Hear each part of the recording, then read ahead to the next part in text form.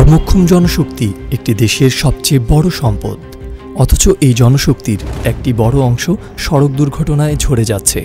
ফলে দেশ ও জাতি অর্থনৈতিকভাবে ক্রমাগত পিছিয়ে পড়ছে। এক গবেষণায় দেখা যায়, বাংলাদেশের সড়ক দুর্ঘটনার ৪০% মহাসড়কে, ২৭% শহর এলাকায় এবং ৩৩% উপজেলা ও গ্রামীণ সড়কগুলোতে সংঘটিত হয়। এই দুর্ঘটনার শতকরা ৪৮টি পেছন থেকে পথচারীকে আঘাত করা, ১৬টিরও বেশি সামনের যানবাহনকে পেছন দিক থেকে আঘাত করা, মুখোমুখি সংঘর্ষ প্রায় ১৩টি এবং বেপরোয়া গতির কারণে ১০টি দুর্ঘটনা ঘটে থাকে। এছাড়াও যাত্রী ওঠানামার ক্ষেত্রে পর্যাপ্ত জায়গা না থাকায় যেখানে সেখানে পার্কিং সহ আরও ১৩টি অন্যান্য কারণে মানুষ সড়ক দুর্ঘটনার শিকার হয়।